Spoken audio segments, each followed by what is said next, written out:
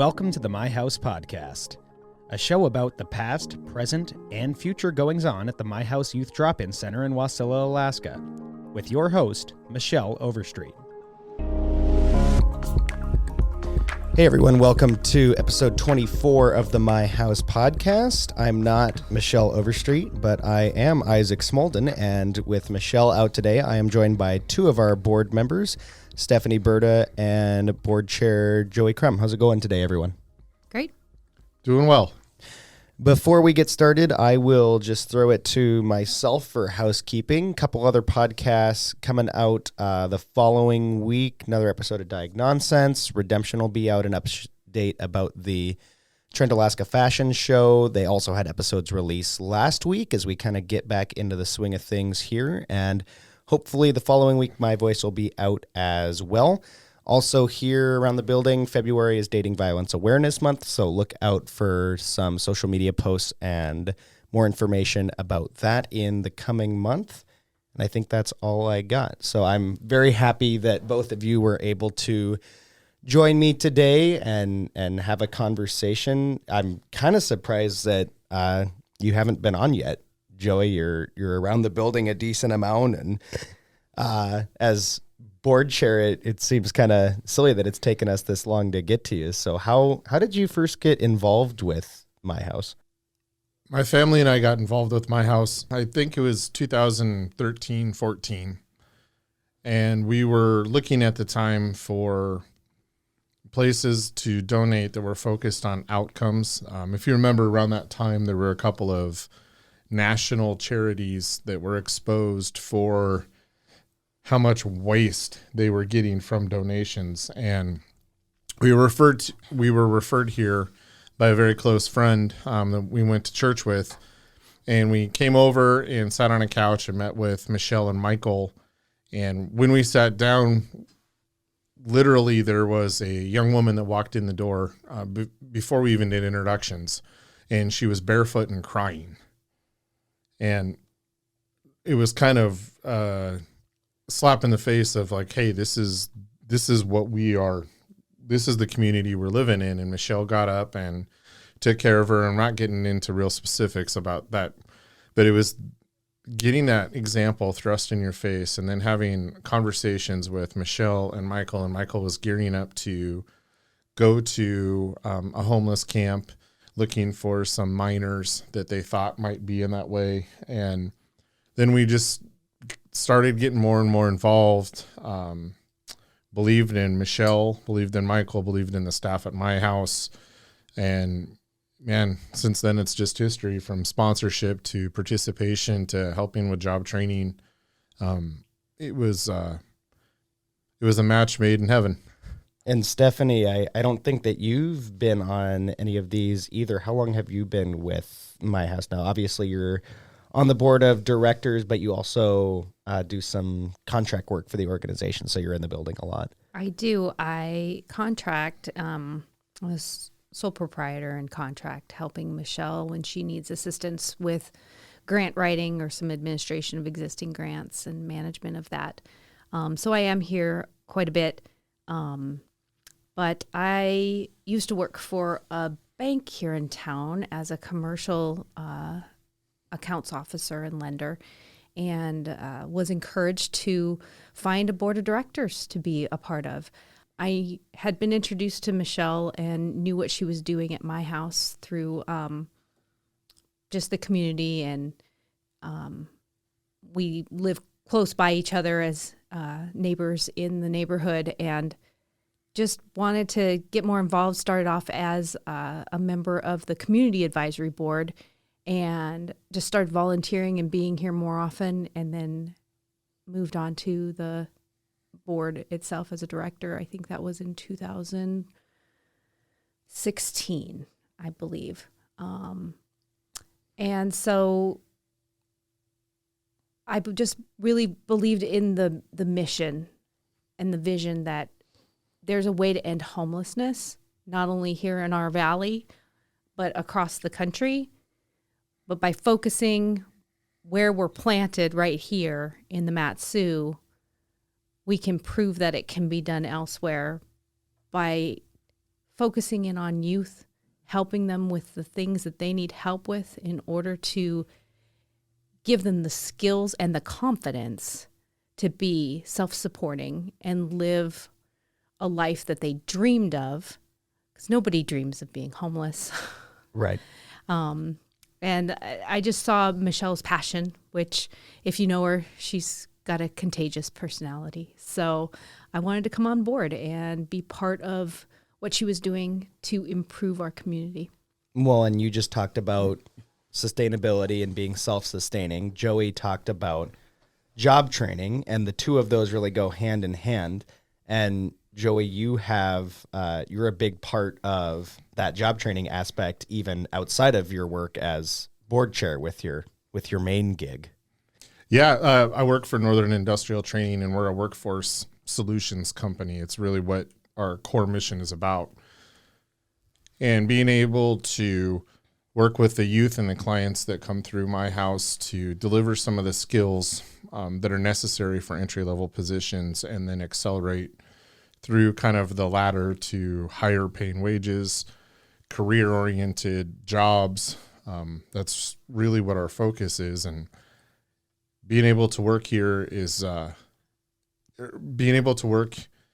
board chair, but then work with the youth and see the transition that happens when they gain skill and the self-confidence that it goes along with it. Man, it's sometimes immediate, sometimes very slow, but both are very impactful. What kind of job training programs do you have over there? It's a lot. I know. Maybe in general, some of the big ones. I think some of the big ones that my house clients have gravitated towards were skilled labor, carpentry, and welding and mechanics type courses. We do have an administrative assistant where it's to develop. All of them are to develop skills. In the admin class, it's about developing not only computer software programs, but writing and communicating, speaking. And then in the trades program, it's about being able to do the work. And a lot of times what we have found is the youth that we come through, that when they get to something, a building trade type courses, there's almost an instant gratification effect that occurs. Hey, look, I stuck 2 pieces of wood or 2 pieces of metal together, and they can immediately see the fruits of their labor. And it's easy to build upon those as you expand throughout those courses. And I think a lot of times that's why they gravitate towards them. And the admin learning a computer software program is the same thing. If in 10 minutes I could do something that I couldn't go 10 minutes ago, those are incredible building blocks and motivating factors as you move forward. Well, and I think that probably the biggest building block is just building that sense of professionalism and communication. Because even if you're by yourself all day, welding up on some rig, even if you're spending most of the day by yourself, at some point you are going to have to work with coworkers, supervisors, passersby. You're going to have to be able to communicate. You're going to have to be professional. And I think that's the biggest difference that I've seen with people come out of your guys' program over there, is just the level of professionalism, how much higher it is, pre going into that program and then graduating from those job training courses. How long do those usually last for? It's a good couple months, yeah? Yeah, there's a wide range, but typically the ones I'm talking about are 4 to 8 weeks, but boot camp style training. So they're going for 40 hours a week at a minimum, and trying to prepare them for the workforce, right? By not only developing skill, but by understanding the schedule and physically having to perform or mentally having to be on for that long and being able to communicate at a professional level, even when you don't want to. Going back to the board really quick, you guys have both served on the board of directors for a good while, at least significantly longer than I have, because I've been the youth representative only for 5-6 months now. Have both of you been on other boards of directors in the past? Joey, I'm pretty sure that you have, yes? Yes, I have. And Stephanie, have you? Yeah, just a few. This is definitely the longest that I've served on a board for, as well as I'm currently the treasurer of this board. Right. So What makes the My House Board of Directors unique? Because for me, this is the only board of directors that I've ever served on, so I couldn't tell you what's different about our board or how it operates compared to other boards. But what I think is really unique about our board is we take into account what the continuum of care is for youth who are experiencing homelessness. All from, when the trauma happens through, the needs that they have, through, support after they've come out of homelessness so that they don't relapse. And so there's lots of different people involved in helping youth go through their process. And so what we do is, and what I find kind of revolutionary is, we make sure that as a board, we try to cover as many of those stages as representative of the life history or the experiences that the board members have. For example, we've got a board member who used to be a teacher. Then we also have a board member who has part of the founding of the Matsu Opioid Task Force. And the two of them actually work together in the Opioid Task Force and has made it what it is today, starting off here right in our cafe. We've got financial people. We've got people on the board who are skilled in empowerment and more the psychology part of helping youth through trauma. We've got people who are youth representative. We want to make sure we've got youth voice. 3 out of our 9 board members are under the age of 30, which I think for a organization that is specifically to help youth in that demographic is huge, because we don't want to sit around as a board of directors, a bunch of adults saying, this is what the youth need. And then the youth come and they're like, we're not going to use any of these services. We really pay attention to the youth voice to make sure that our programs are attractive to the youth that need our help.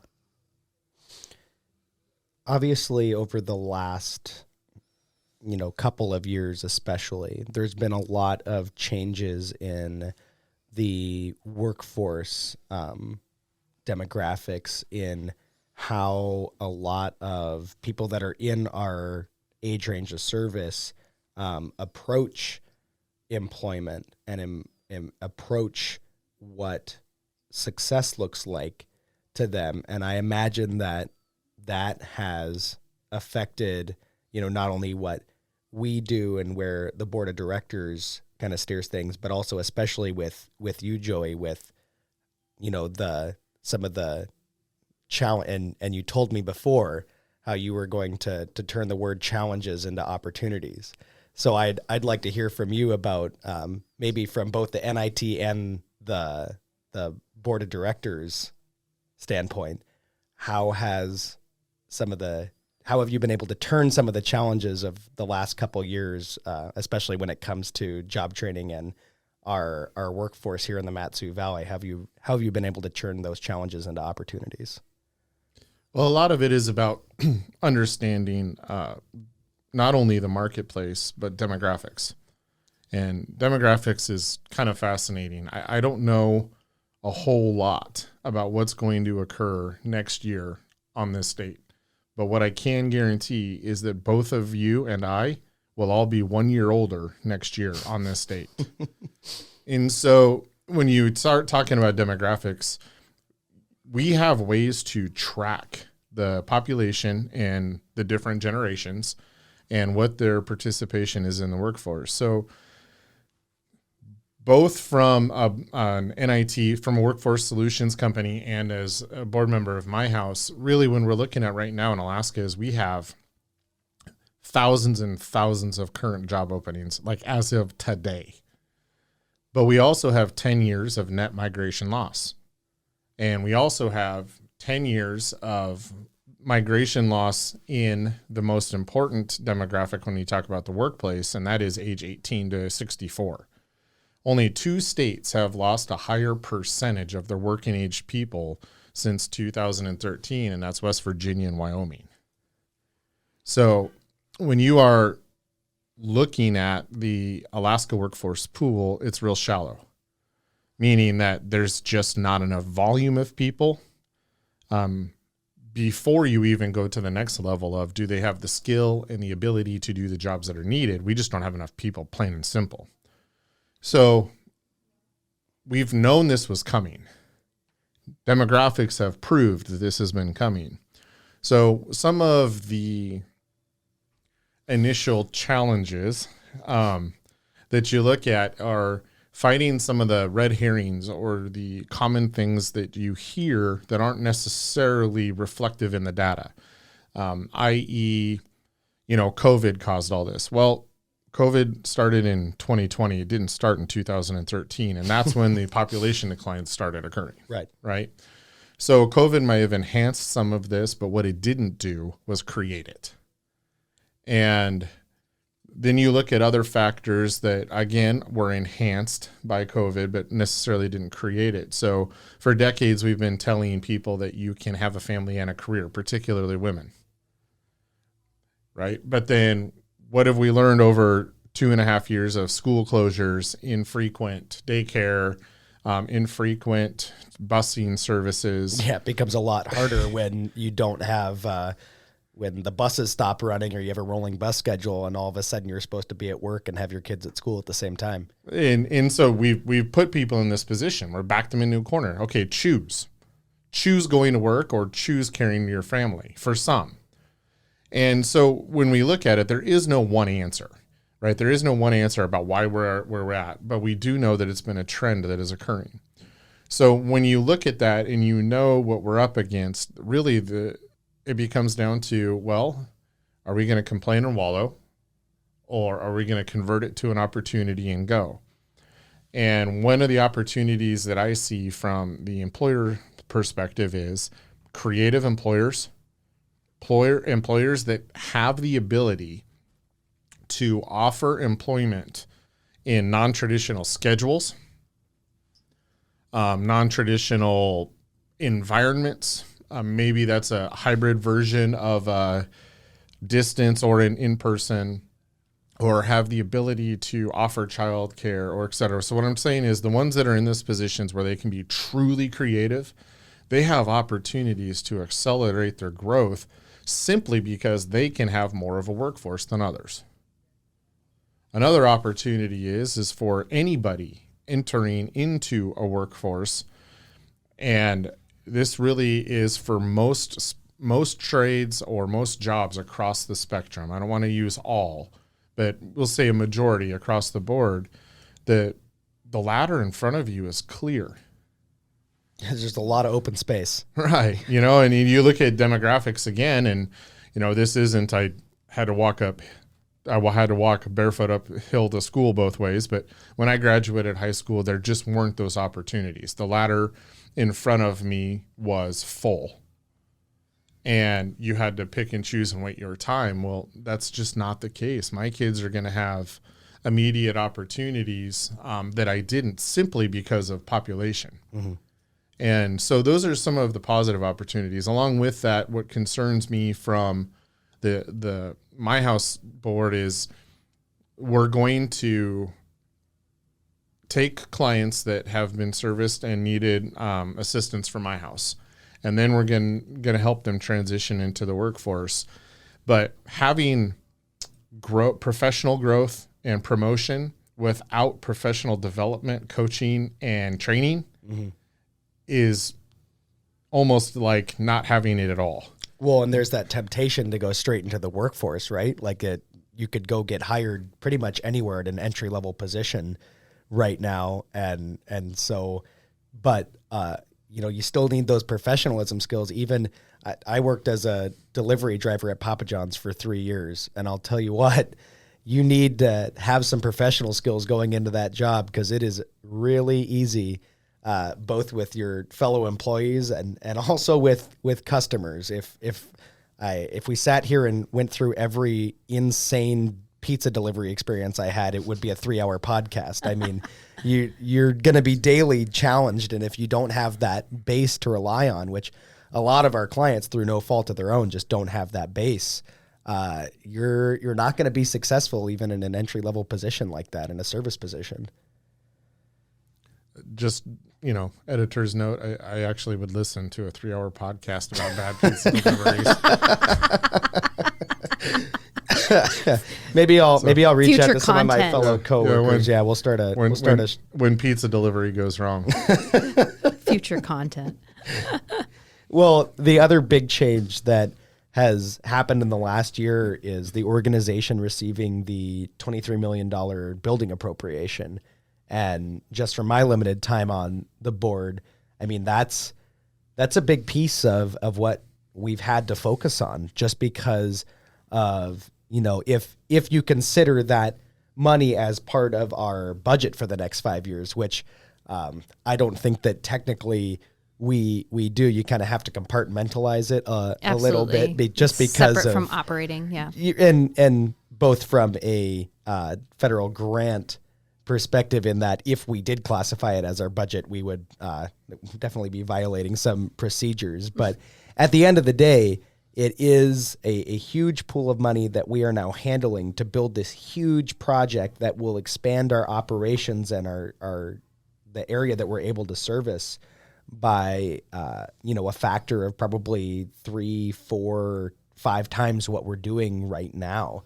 So this has been on our strategic plan actually for a long time, and a vision of our CEO, Michelle Overstreet, to have a facility where there was programs, services, and housing for youth on upper floors, including a recovery high school. We can get into what a recovery high school is maybe on another podcast. But then job training in stores or businesses on the lower floor, street level, that are open to the public, that will employ our clients so that they can get real life experience along with the case management on site that they need in order to segue into traditional workforce. So, it's a capital project completely separate from operations. We won't violate anything. We know all the rules to make sure that we're reporting everything. Lots of help to make sure that gets done.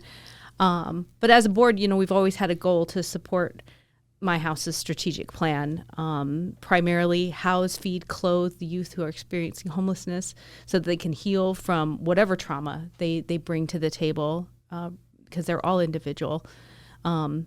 But get them into a position where they are ready to job train and obtain the skills that they need to get a job that has a livable wage, and then they can become self-sufficient, avoid that relapse or chronic homelessness in the future. So they know how to do what they need to do so they never have to experience homelessness again. Yeah, absolutely. And so then I'll throw it back to you, Joey. How do we turn some of the challenges with a project like this into opportunities? And I think this is probably a significantly easier question, because from my standpoint, as challenging as it is and as challenging as it will be to build a building like this and sustain it, the opportunities for our organization seem massive, to an exponential point past the challenges that we're going to be facing in the short term.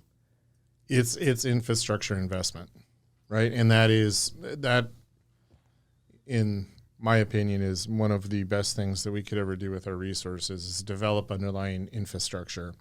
And what a facility will allow us to do will be to better serve the clients, reach the ones who aren't being served, because we have not only space, but we have the ability to bring in the services that we currently work with, but to bring them in under one roof. So we really are kind of closing the loop on the continuum of care, and offering wraparound services. So I see real opportunity for something like this, not only with the benefit of our clients, but to the community, where we can now be of assistance to employers who are hiring our clients or similar populations that may need a little bit more support initially than some of the others in the past. And we'll be in a position to where we will have central location to be able to serve that. So yeah, I think this is a phenomenal opportunity, and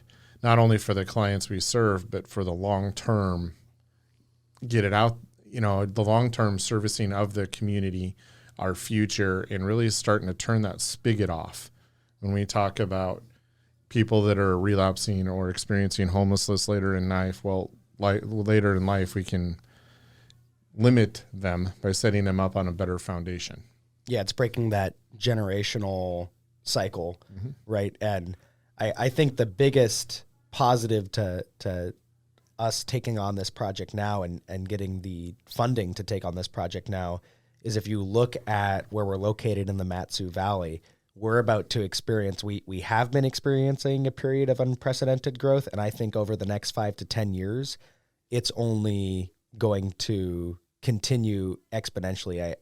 I think that within the next decade, the Matsu Valley is going to be almost unrecognizable from what it looked like 10, 20 years ago in the past. And I have only been living here for 10 years, so both of you would have had better insight into that than I would. But it seems like as an organization, we're right on the ground floor of where we need to be to catch kind of, and I think the most impactful thing for our organization is just going to be the surge in population that I think we can expect within the next decade.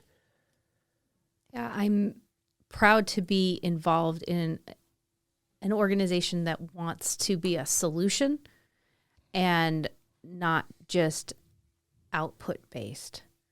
One of the things that we talk about a lot here is what our outcomes are versus our outputs. Not to say that we don't keep track of and count all the food packs and hygiene packs and first aid packs and, all the things that go out the door through our outreach and through our case management and our drop-in center. We keep track of all the data, but we also keep track of the individuals themselves and where they're at on that continuum. And even after, are they still housed 3, 4, and 5 years later? Are they at a job that they were trained for or better 2, 3, 4, 5 years later? What about their education? Have they gone back to school? We do a really good job of working with partners as well as our case management, doing as much follow-up with clients as much as possible, to the point that I would say we don't actually exit a client. There's an exit to homelessness for them, but we don't exit a client. Clients can come back and, if they're 2 steps forward, 3 steps back, we're there with them to help them. We don't want to see, because they got a new job, but they can't afford their first month's rent and the security deposit. We want to help them with that so that they can truly launch forward. We put a platform underneath them or a springboard so that they have the support that they need to eventually be self-sufficient, which is the ultimate goal. Well, thank you both for coming on here very last minute. I'd love to have both of you back on when Michelle is able to be back here. But before we go, do either of you have anything else you want to leave us with? There's been a whole bunch of jumping off points when we look at the big history of things. But when we look from day to day, we just got to understand where we're at, be honest about the challenges that we are facing, but not crippled by them. And then that's how you turn the challenges into opportunities. And if we continue on both sides of it, from a nonprofit looking at donors, and then from potential donors looking at nonprofits and the clients we all serve, if we just treat each other with compassion and grace, we'll be a lot farther ahead. We don't know what you are experiencing at this moment in time in your life. And if we just offer a little shred of grace and compassion, we're going to be okay. Well said. Well, again, that's all the time we have for today, but I would like to thank both of you for joining us. The My House podcast is recorded at the My House studio in Wasilla, Alaska. Our producer and editor is myself, and for Michelle Overstreet, I'm Isaac Smolden. Until next time.